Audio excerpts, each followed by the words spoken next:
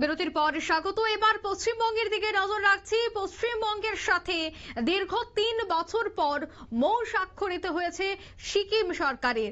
সিকিমের পরিবহন দপ্তরের সঙ্গে পারস্পরিক মৌ স্বাক্ষরিত হতে চলেছে।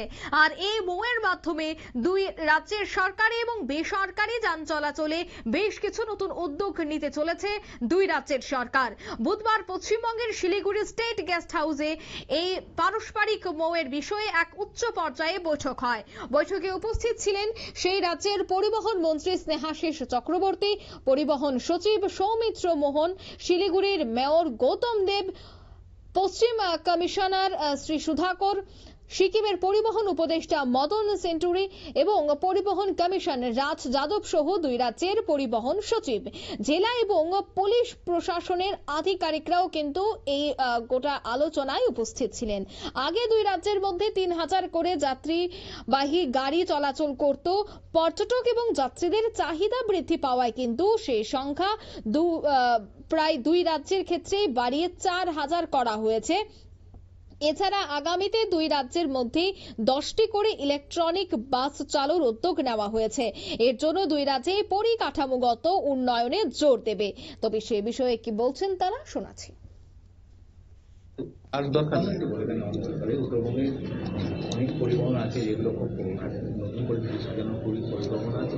সবসময় মাননীয় মুখ্যমন্ত্রী 11 সালে বাংলার দায়িত্ব নেওয়ার পর থেকে আপনারা জানেন যে পরিকাঠামোগত দিক থেকে তিনি একদিকে বাংলাকে ডেভেলপ করেছেন নানা প্রান্তে, একেবারে উত্তর থেকে দক্ষিণ, দার্জিলিং থেকে সাগর পর্যন্ত তার ডেভেলপমেন্টের কাজ চলে।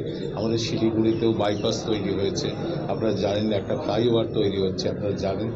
এবং আমরাও চাইছি, এখানে মেয়র সাহেব রয়েছে, আমাদের যেটা সামনে যে একটা যানজটের ইস্যু আছে, সেই যানজটটা আমরা কিভাবে মুক্ত করা যাবে, কি করে যে প্রাইভেট বাসগুলো যেগুলো এখানে দাঁড়িয়ে থাকে সেগুলোকে সরানো, ছোট যে গাড়িগুলো আছে, টোটো আছে, ই রিক্সা আছে, সেগুলোকে অনেকটা রেস্ট্রিকশন করা হয়েছে। হাই রোডে তাদের উঠতে দিচ্ছে না পুলিশ প্রশাসন।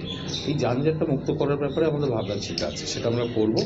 আজকে যেটা হয়েছে যে একটা রেসিপিক্যাল এগ্রিমেন্ট থাকে, পার্শ্ববর্তী স্টেটের সাথে থাকে, সেটা সময়ের সঙ্গে সঙ্গে কিছুটা রিভাইজ করতে হয়, কারণ যত সময় যাবে নতুন করে মানুষের চাহিদা তৈরি হয়, প্রয়োজনীয়তা তৈরি হয়। সেইটারই একটা আলোচনা চলছে, দুটো রাজ্যের মধ্যে আলোচনা চলছে। এটা ফাইনাল কিছু নয়, আমরা সেগুলো নোট ডাউন করেছি। আমরা দুটো সরকারি সেগুলো নিজেরা আবার আলোচনা করে যেদিন ফাইনাল হবে সেদিন এগ্রিমেন্ট হবে। স্যার, উত্তরবঙ্গ রাষ্ট্রীয় পরিবহন নিগম নিয়ে স্যার নতুন ভাবনা তো সবসময় ভাবা হচ্ছে। আমরা আজকেও আমরা এখনই মেয়র সাহেবের সাথে কথা বলবো যে এখানে বাস তো আমরা কিছু বাড়িয়েওছি এবং আমরা বিশেষ করে বাস টার্মিনাসের কথা আমরা ভাবছি যে কিভাবে শিলিগুড়ির যানজটকে সরিয়ে আমরা এখান থেকে একটা ভালো বাস টার্মিনাস করা যায় কিনা আগামী দিনে, সেই ব্যাপারগুলো নিয়ে আমাদের আলোচনা চলছে।